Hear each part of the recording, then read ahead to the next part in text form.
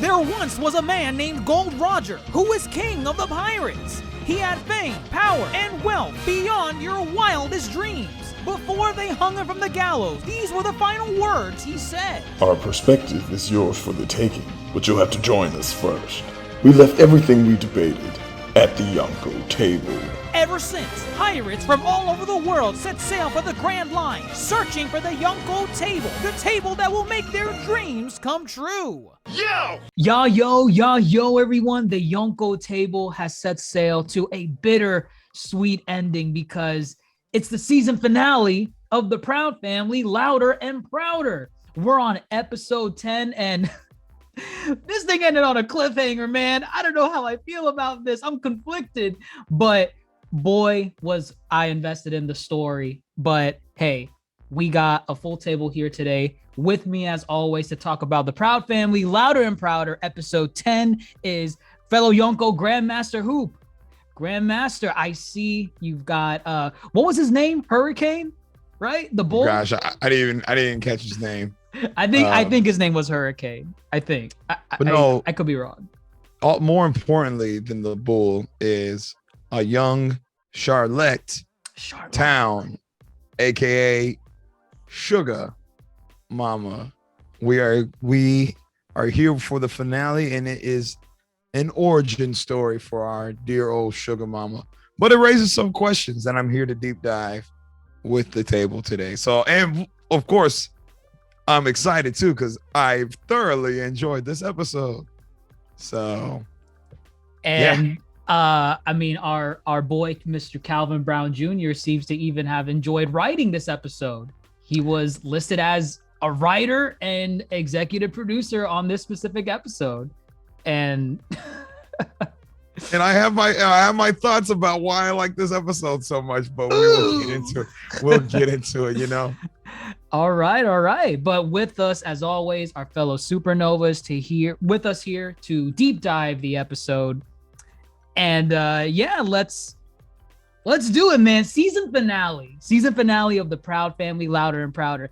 I did not think they were gonna end on a two-parter that ends with part one. A cliffhanger, essentially. Right.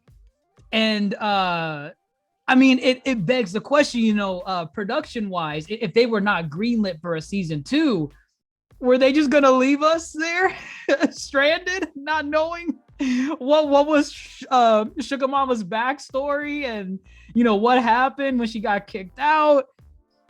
I mean, what do you guys think about that? It's a bold move in this day and age. Very bold. Right. It's not like, a season 2 is always guaranteed. There have been plenty of shows who get the can, and never get a season 2. But I think rightfully so. I don't think there was ever a doubt that Proud Family would not get a season 2. I mean, there is still a list of celebrities who have still not appeared, first of all. Yes, correct. 2, when talking to Calvin, he told us some stuff that has not appeared. That's right. Right. What's going on? They must be, and it could be very much that either A, they're thinking long term as far as getting picked up again for a season 2, or they were just going to mass produce these episodes and make their own cutoff points to be, where do we cut it off and make season 1? Where does season 2 pick up? And it's like, the ideas were on the table, and it was never that, we're working to get picked up again for season 2. No, their intention was more of, we're working to bring back our show and add on some new ideas to our show and just keep it going. And I think that worked out. And here we are with our first cliffhanger in the Proud Family canon. And Proud Family canon. What a way. It definitely felt like a finale. Like, oh my gosh, what a way to close the season. So this episode was so perfectly paced. The amount of interactions between all the Prouds. I think we mentioned this a couple times throughout the season, where we were somewhat conflicted on man, there was some interaction with Trudy and Oscar, but where's Sugar Mama's interaction? Why didn't she chime in that conversation? Bobby's right there across the room. He said one line.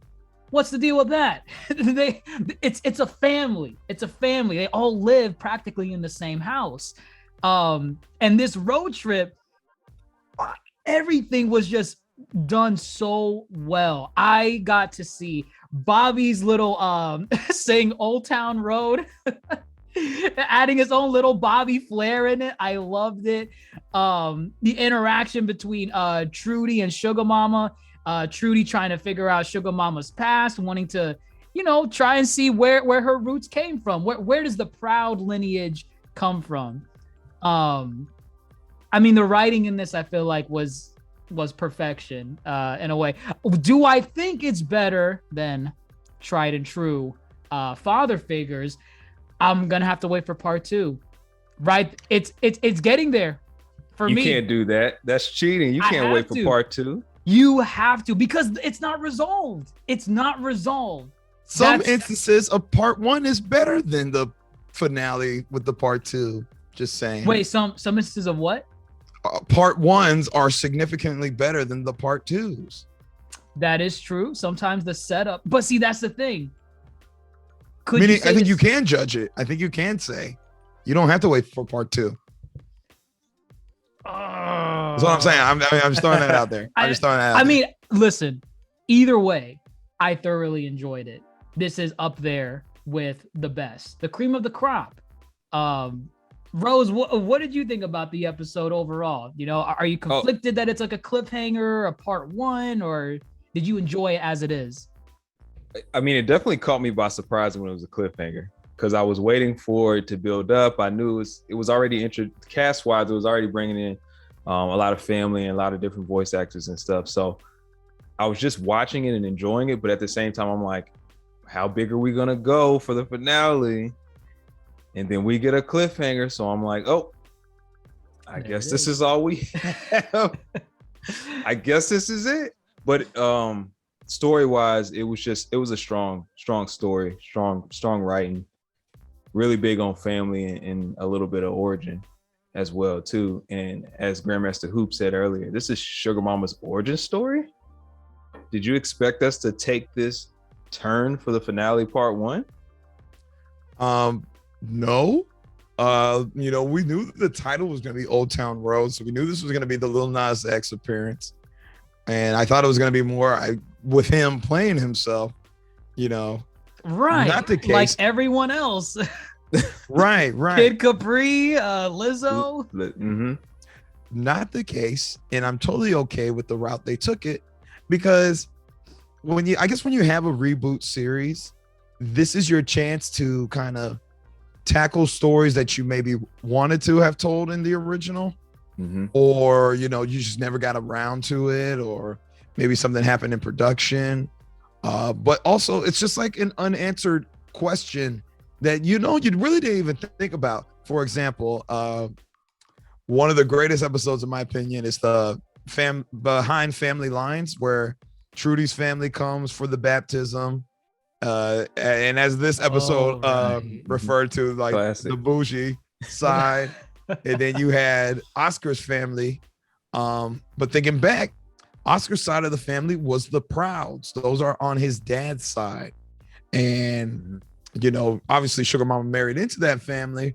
But here, the most we ever knew about of Sugar Mama's family was her marriage and her sister Spice. Right. Which at this point, it's so funny because here we are talking about retcon earlier this week. Oh, we did have a pretty big conversation already. We sure did. Now, two things can happen here. We could just answer the question as far as, what is Sugar Mama's past as far as her family side? We didn't even know her maiden name, which we now know is Towne. So what's going on with that side and what's worth exploring here? Well, that's the first thing we can answer. And then B, the other thing we can answer too now, I guess at this point, we have not met Sugar Mama's mother, and we had not met Sister Spice. Maybe they can come back into the play in part 2, because I don't know. They brought Jennifer Lewis to play Sister Spice in the original series. You don't forget your guest stars. You don't forget your big guest stars. So I think about it. I'll just throw out this tangent real quick. It's like when the Rugrats in Paris addressed the issue of Chucky not having a mother. It was already a problem that they solved. Here we had a problem we didn't know we had with not knowing anything about Sugar Mama's past other than her marriage.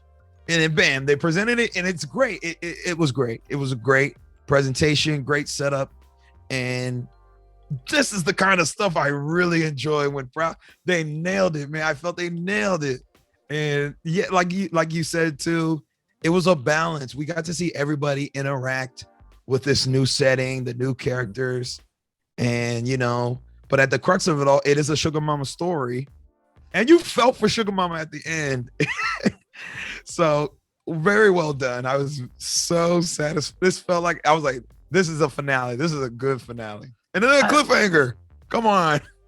I mean, I felt bad for Sugar Mama even in the beginning because Sugar Mama usually has quips or jokes or funny lines in response to everything. No matter how serious or how somber it is, she always has a quick clap back. But when Trudy was basically saying, "Oh yeah, Sugar Mama, your family lineage is from Oklahoma," Sugar Mama shut that down immediately. Mm-hmm. As soon as I saw the seriousness in her voice, her tone, her face, I knew this was going to be a really good episode because Sugar Mama's never like this. She's never this angry. She's never this serious. And she's like, no, I want nothing to do with them. So I knew something happened in Sugar Mama's past where she became estranged from her family.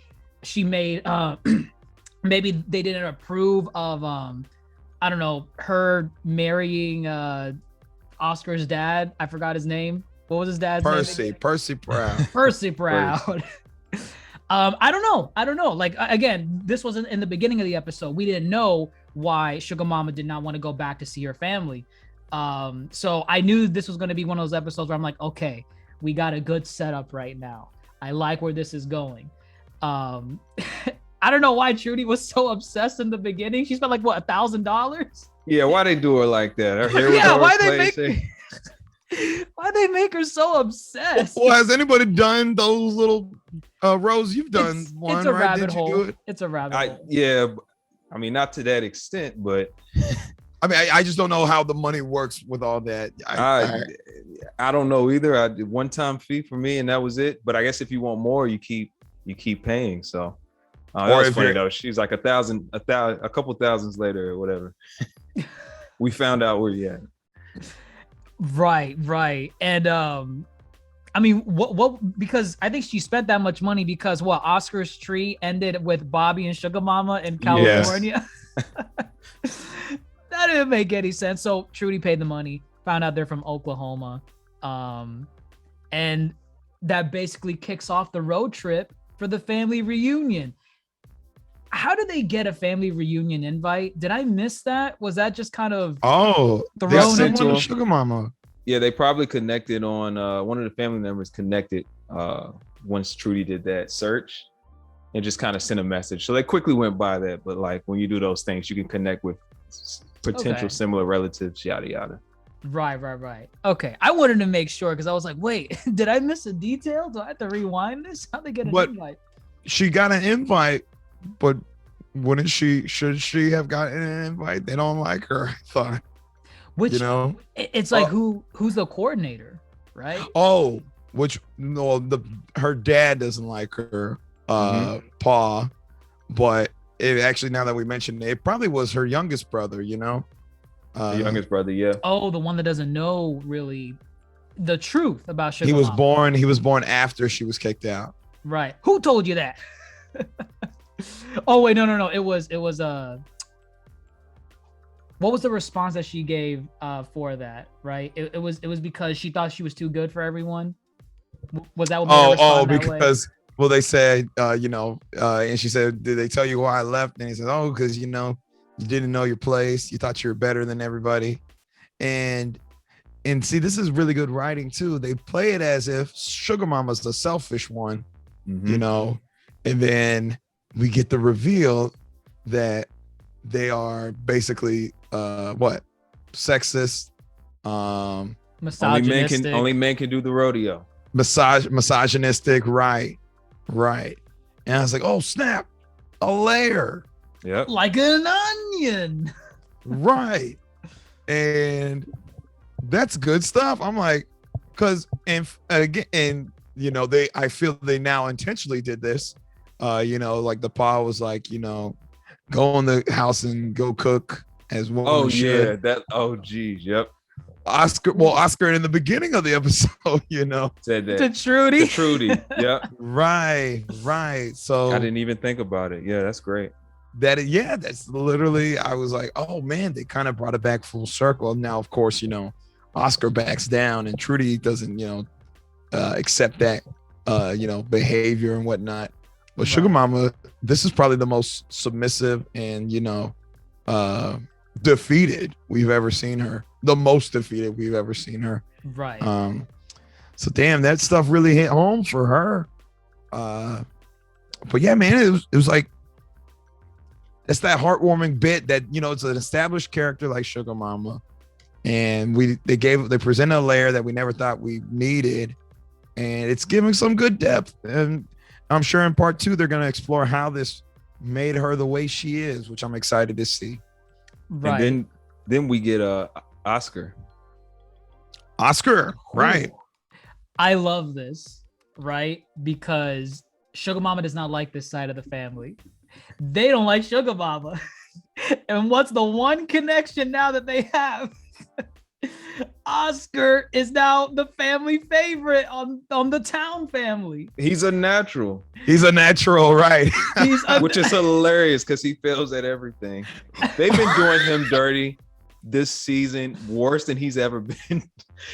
So it was definitely a great payoff to see that he's mastering something. But it adds a layer to the story with Sugar Mama because he's the boy, the grandson. And they're like, oh, look at this guy.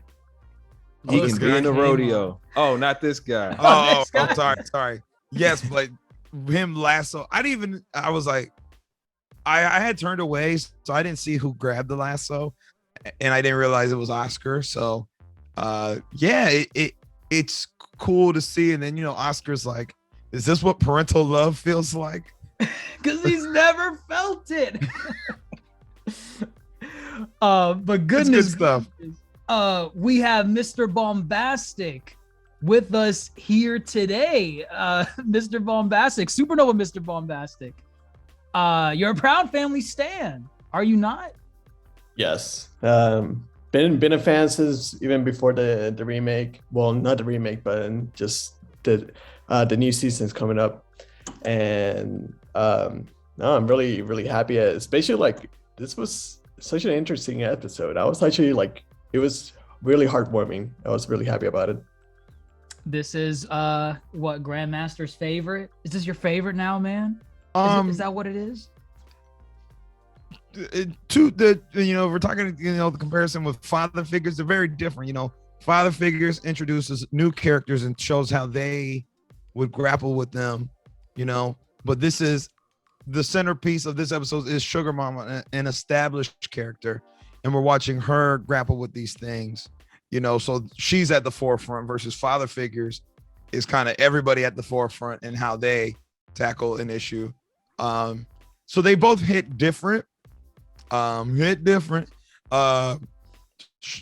think as a fan, I think OG fans will really enjoy this episode more because it is, again, like I said, they're addressing something from like the OG, father figures I love, and it's great because they're showing you how we can still do new stories with your favorite characters and still make it heartfelt.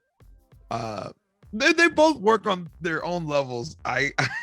Don't make me pit them against each other. They're both phenomenal. Have to. We've been doing it this whole season.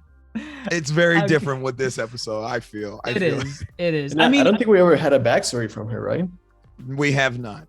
Well, we had sprinkles. a little bit. Yeah, So, real yeah. pieces. The but not marriage, an old- right? Yeah. With Percy Yeah. Proud.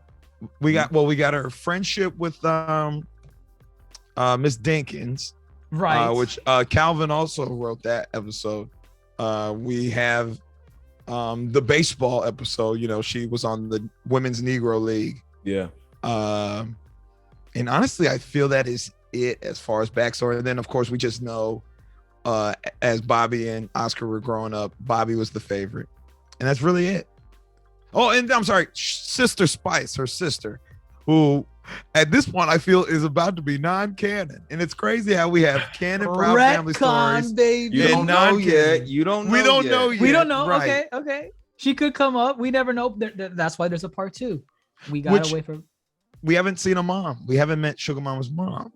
That is true. Maybe there's a divide in the family, you know, for like sure. down the middle with maybe Mom and Sister Spice went to California, and maybe Sugar Mama wanted to stay with Paul because she loves rodeo. That is true. And You you know, know, it's kind of funny. I never actually thought that this episode would actually come to this part. Like, I never thought that once I saw Old Town Road as a title, I was never thinking it was going to be kind of like a Sugar Mama episode at all. So it was actually kind of like it hit me really hard because I was just like, I was not expecting any of this at all. So like we it weren't was either. really nice.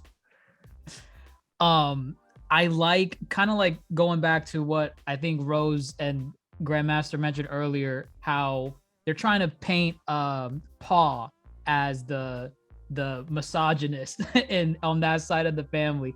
I think they made a clear distinction, a divide between how Oscar was acting with Trudy as well from earlier in the episode, because I feel like with Oscars, it comes from just like a mind of ignorance, you know. He comes home, he's like, Trudy, what's for dinner? And she's like, oh yeah, whatever you're cooking, Oscar. And then that's when she snaps him back. But then Penny also asks the same thing. She also asks, Mom, what's for dinner? So I feel like It runs in the family. Exactly. It's like a family thing. And you know, they're not upset or anything when Trudy's like, I'm not cooking anything. They're like, all right, we'll order a pizza. She gave him the stink eye. We all know this.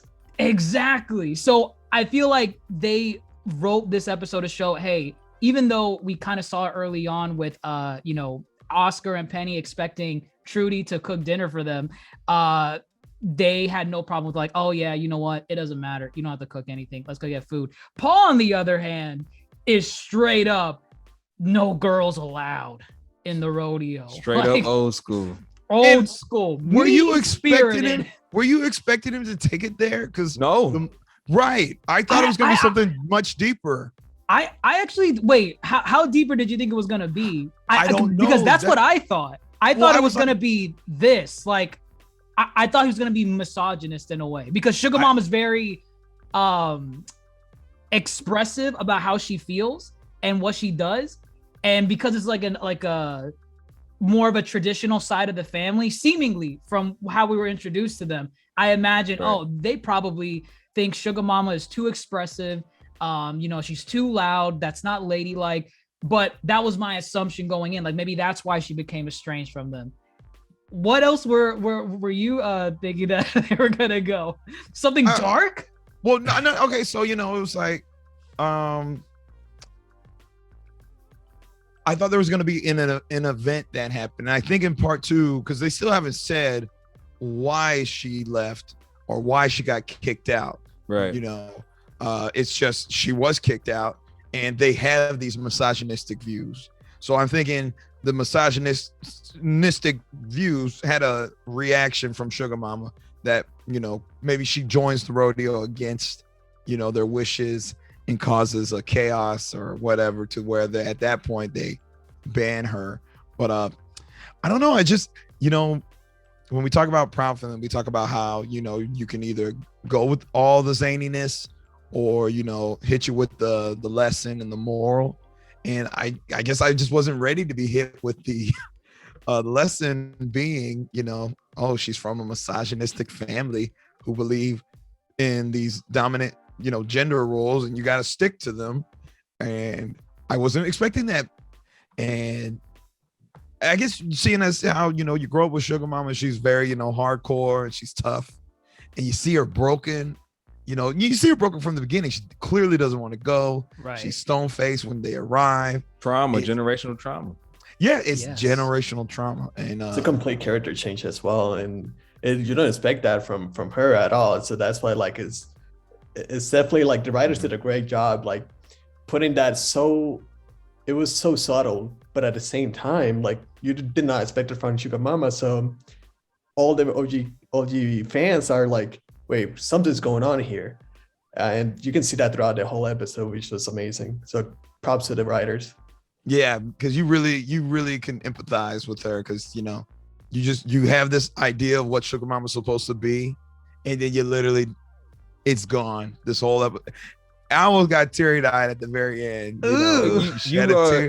You learn that a lot of how we've seen Suga Mama in previous iterations before this point, stern, busting up Oscar, all kind of things like that. You're seeing like the root cause of that protective layer that she has, because even while she's back with her family and getting sad and upset, you can still see her kind of try to be strong, turn up her chin, or like straighten up her face when she's going through these instances when she's with her family coming back to the rodeo. No, yeah, and you definitely see it in some of the activities that she participates with them while she's visiting them. She does it with even something as simple as fishing. Fishing is a genderless activity. Anyone can participate in fishing, but from her family's perspective, they see her catching like 10, 20 fish on one line. They're like, who does she think she is?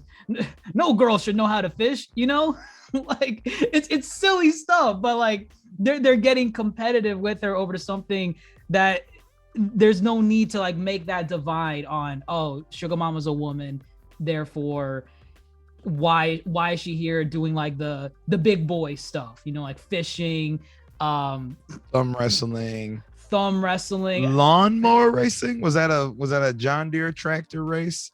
I don't know if John Deere, but definitely a tractor race. Yeah. Okay, a tractor race. Okay. Cool. All right. Suga Mama confirmed to eat the gum fruit. She went gear third, blowing her thumb up, winning the right. You know what? You say that and you say it as a joke, but seeing as how they brought on a lot of like millennial writers, I really wonder. It's very possible. They took some notes. I am going to tweet that out and just see if it gets any reply, because I feel someone's gonna respond. I feel that there's some truth behind that for sure. Were there any like because I know we've been trying to keep like a keen eye on some of like the little Easter eggs, the references throughout the last couple episodes. Was there anything that stood out this episode, or did they just kind of really focus on the family dynamic thing? I personally the black Western family dynamic, two black not Western but black cowboy. Yeah, that's been trending lately. Oh, it has? I know Netflix has had 2 films about the black cowboy experience. Is one of them in the Idris Elba one? Or Did They Fall is one. When They Fall. Oh, When They Fall, yeah. Or what's it called? What'd you say? Maybe you said it right. Maybe you said it right, but we'll move to the next one. Well, actually, somebody said it right. They're both with Idris Elba. They're just both. Oh, I didn't know they're that. both. It's the goat. He's the villain in the one. It's like him, Jonathan Majors, Regina King, so forth. And then the other one is a modern day one with him and Caleb McLaughlin from Stranger Things. Okay. Lucas, for my Stranger Things fans. No. Yeah, that's okay. I know Lucas. That's okay. No, yeah. We watched Stranger Things. We're ready for season 4. The black one, the only black one. Whoa. Sorry. And funny. Did I read an interview or I read something? Oh, I guess I was just reading up on Proud Family, and they said, it's a black show. It's a black animated show catered to black families, but we're not only trying to cater to one black family. They said they're trying to, showcase multiple black families. I don't know any black cowboy families. I know they exist, and this was a cool They're out there. interpretation. Yeah. They're out there. In It's- Oklahoma. And Oklahoma. I bet you they are in Oklahoma. I no doubt. So I like seeing different black families. This was a cool iteration. Dreaded out Cowboys, man. Dreaded out Cowboys. I liked it. Did y'all notice how they all have Sugar Mama's face with the eyes closed? Yes. Oh yeah. I was about to say the definitely. boys and the girls. You can see the resemblance there. Yes. It's spot on. It's funny because, again, it's going back to like what's considered canon or not. But like, Sugar Mama was not born with that scrunched up face. You could see her eyes, both in this reboot when she's a child, and also in the OG series when she's at her wedding and everything, young Sugar Mama. But I guess the Towne family has that in their genes, even from childhood. They can. It's a scrunched up face. I don't know. It's. I'll tell you what else they have in their genes. What? Long living, because Pa. Yes. Pop Oh must my be- God. And he's How is he moving. alive? And he looks younger than Sugar Mama, unfortunately. Yes. That's Yeah, the brothers insane. look like They even say 50. they even make a comment about Sugar Mama looking old. Yeah, they said she didn't age well. You didn't age well. I mean, Oscar's always throwing like old age quips at Sugar Mama. There was something about Jurassic Park in here too. Dinosaur, yeah. But yes, because at first I was kind of confused because I thought maybe that was her brother. It had to be, right? Because how is that her dad? How is he alive? Yeah, I was like, oh, Paul must just be his name, but that's her brother. No, Paul, that's her dad, right? Which is crazy. Well, Pa has a partner too, right? Yeah, Paul is with and shoot, we could talk about. There was a lot of guest stars. Paul was with Myrtle, who is Debbie Allen. If y'all know about Debbie Allen, she's been in the game producing many shows. Who's Debbie Allen? I don't recognize the name. Well, one, she is the sister of Felicia Rashad. If you know Felicia Rashad, you know Cosby Show. Come on. Oh, okay. Cosby. Okay. Yes. Yeah, Yes. yeah. But Debbie Allen's been out here producing like Grey's Anatomy, the movie Fame, and then she's just been around, man. She's been writing many shows. I think she even did some Euphoria episodes, if I'm not mistaken. Just like to name a few. She's been around. She's been around. She's done Insecure.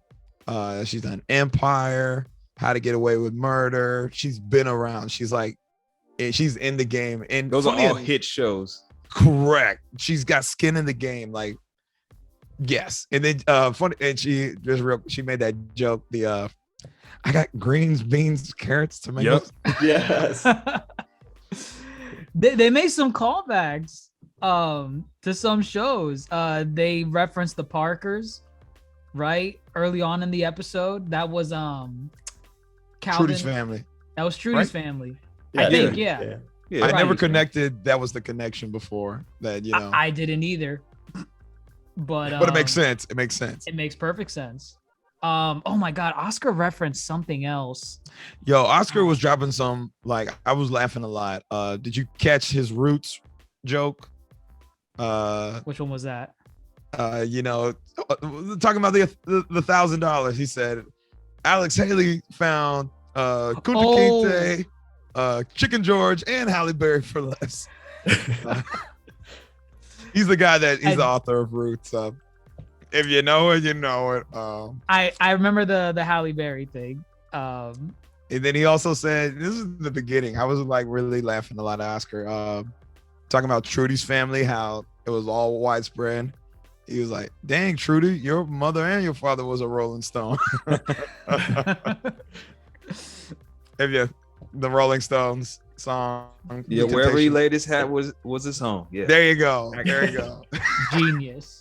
That's a little adult joke. I like Proud Family throwing those jokes in there. Straight on the Disney Channel. I love it. Oh, and then during the Shibuya roll call, you know, he's like, ladies call me Snack Man. And Which lady? Who called? Snack Mac. You're right. Snack Man. You do. You're the only one that calls me that. And Penny I guess Penny was the B plot, right? I feel Penny will come back into play in part 2, but yes, a B plot, quote unquote, a very loose one, because everyone had some level of screen time going on. Penny's was kind of basic. She just doesn't want to be there. She wants to be on the Washington trip with, I guess, Kareem. Was it a school trip?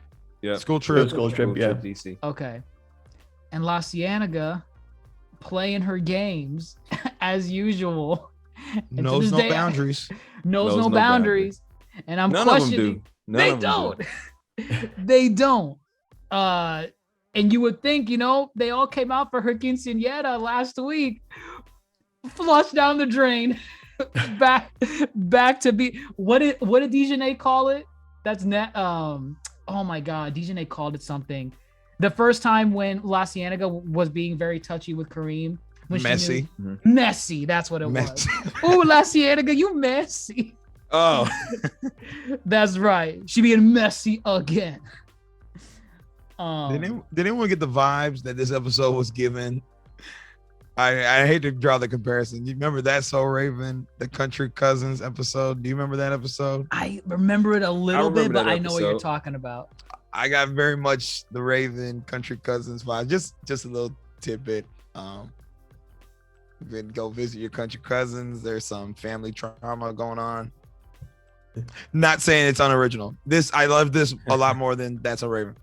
Yeah, this episode has so many highlights. I remember when Suga Mama was actually she was teary-eyed, and she dropped one tear, and that was heartbreaking. I was just I never seen anything like that. That is new. She's never cried. I didn't know she had feelings. I mean, I think she's cried, but this one just hit different because Definitely. hit different. You saw her broken.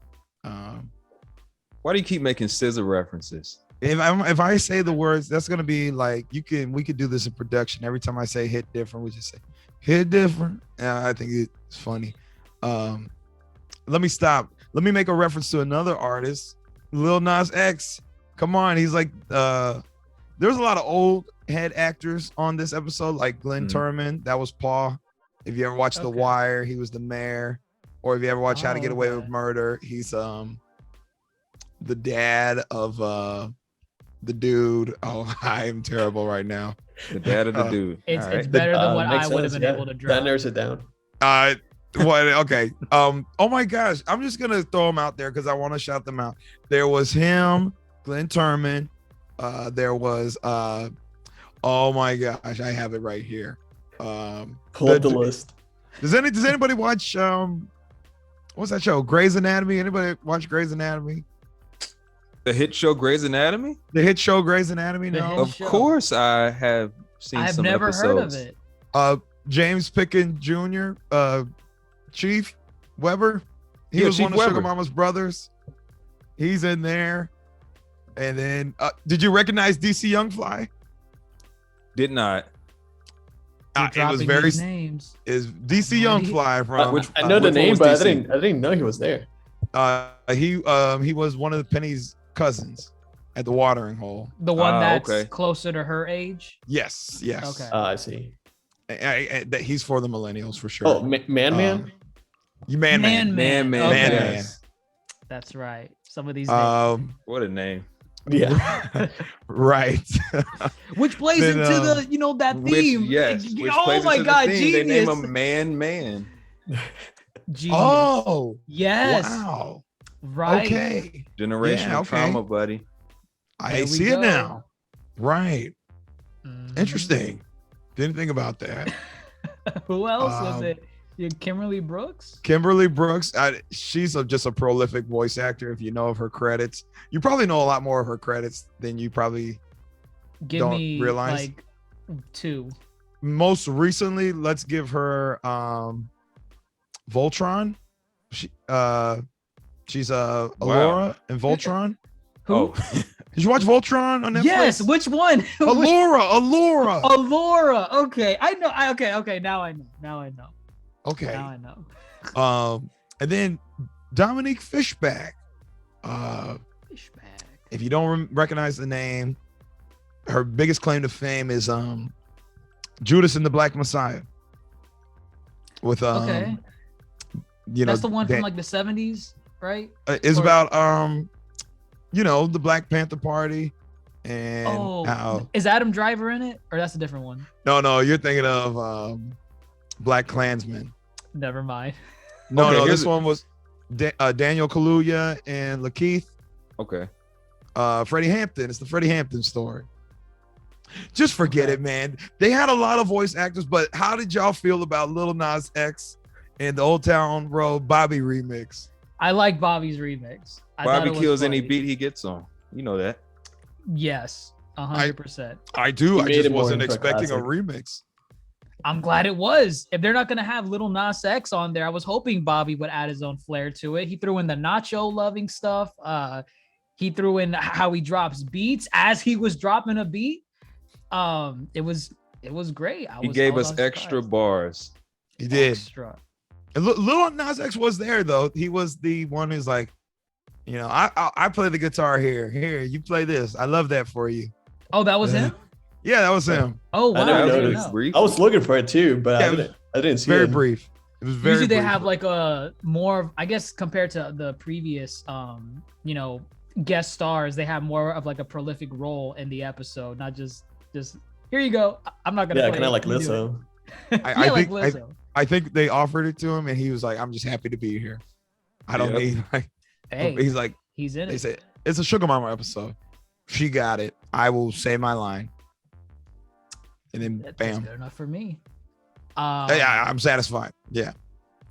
Since we're talking about satisfaction, final thoughts on the episode.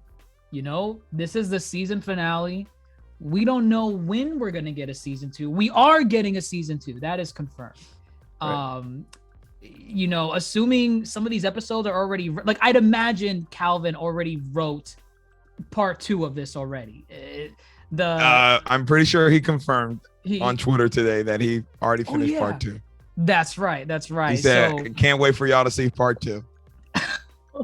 Man, I know this guy knows how to hype us up and deliver at the same time.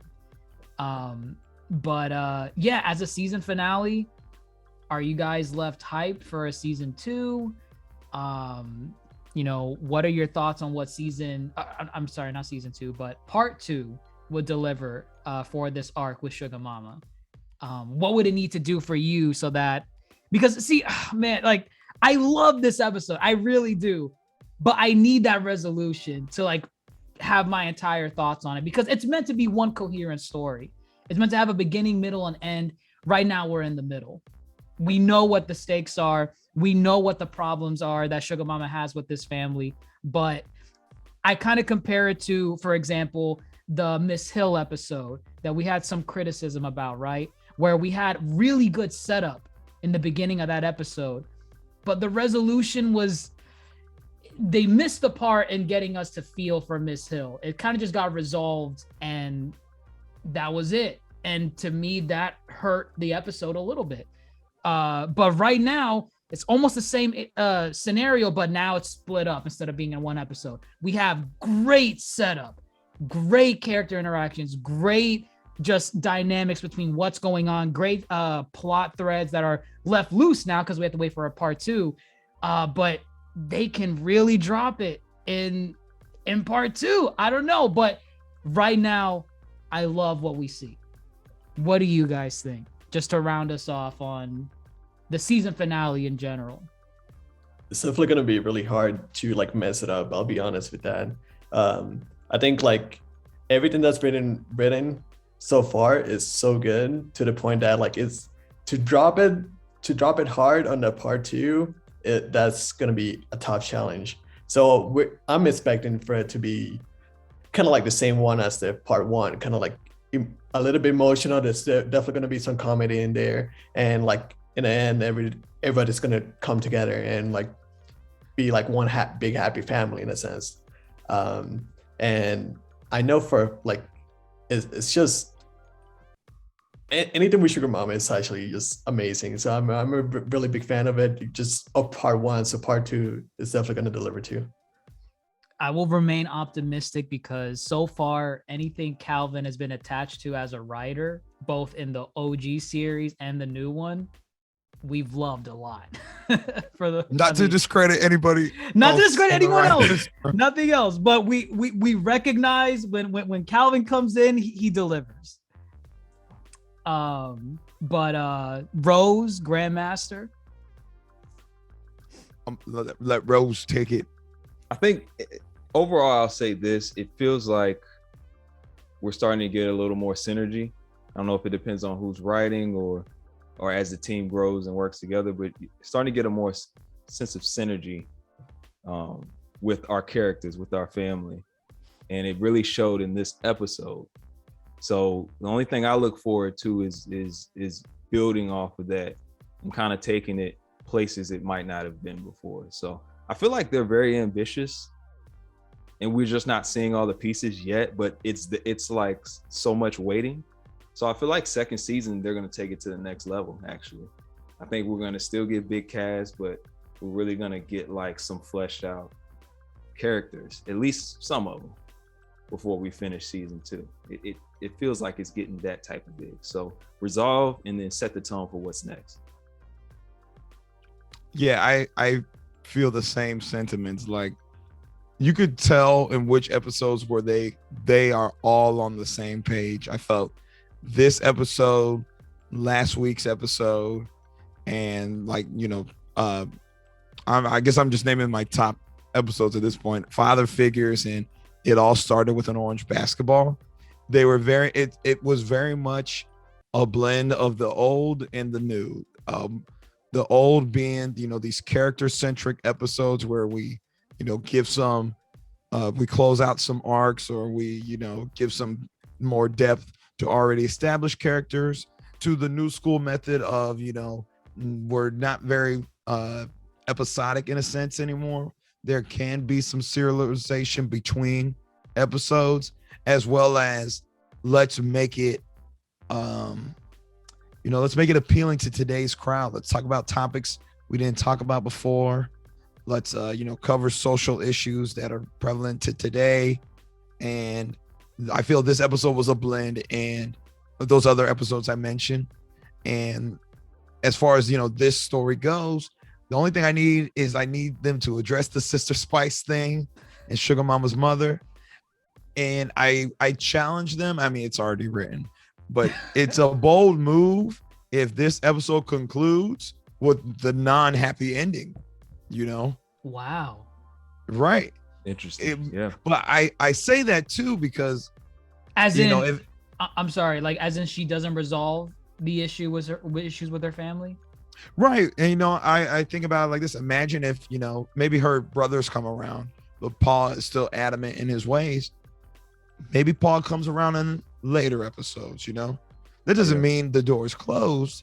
It's just a realistic sense that, change can't happen overnight, you know? And that's a challenge. I mean, that's a challenge for really any show or series to really break tradition or break, you know, the mold as far as storytelling goes. So we'll see. I'm definitely excited for season 2. I mean, that made you excited. Now you have to be. We have to wait however long till season 2, which I hope is not that long. I actually predict season 2 will drop before 2022 ends versus waiting a whole year. Right. We shall see. Right. Yeah, I feel that way too. And I really like the idea. I like the idea you're talking about with the kind of like with the sad ending, because that could actually be like kind of like the premise of the next season as well. Kind of like lay some foundations in there to the point that, like how you were saying, that they can just bring the characters back and even like maybe make like another 2-part episodes if it comes down to it. How they're like that family is coming to Cali, and they're just like seeing all these new things, all like cell phones, everything else that is like what all new to them. contraption is this? Oh yeah, Exactly. a reverse culture shock. You know, they were Exactly. shocked going to there, right, and they bring it back over here. Yeah, I can definitely see that happening too. And you leave more room for storytelling when you break, tradition or I forgot the word. I had a really good word to say. Forget it. But yes, you leave the door open for more in-depth storytelling. And I think the writing team does a really good job of bringing in the old and the new. I think they need more balanced episodes like this, but I feel we're in good hands. I think overall the experience with season 1 was definitely worth it and definitely highly enjoyable. 100%. That's the last thing I think we should say on it. Season 1, success. That's why he's getting a season 2. But overall, season 1, regardless of our criticisms, this has been one of the very few revival series that just hit it out of the park. And as we said multiple times before, when it comes to reboots, revivals, they can drop the ball. Proud Family did it. They took the ball and made the 3-pointer. Which, by the way, real quick, I love the art in this episode. I mean, this right here, I just like the colors, the saturate. Like, I love it. It reminds me of the basketball episode where we saw like the backdrops and the different, scenery. I really liked it. It's lighting. They did a really good job with really the lighting. Good job. I can see the sun bouncing off of their skin and their clothes. Exactly right. I love it. It's an art form. It really is. But hey, there you have it, folks. That's our finale for the Proud Family on season 1. Let us know what you all think in the comments below. What did you think about this episode specifically? Did you think the season finale for the Proud Family should have ended with a cliffhanger? What are your expectations for a part 2, since that's what's going to open us up for season 2 whenever that comes out? But we do know season 2 is in production. And what are your overall thoughts on the Proud Family season? Overall, we think it's pretty good, but we want to hear your thoughts as well. So let us know. We're on Apple Podcasts, Spotify, Twitter, Instagram, and TikTok. You'll see little tidbits on TikTok as well. Some little short clips from this episode. There were a couple funny bits. But yeah, there you have it, folks. I'm your Yonkō host, DrJaceAttorney, fellow Yonkō GrandMasterHoop and Supernovas MrBombastic and Rose the Crafter. Signing off, guys, and take care.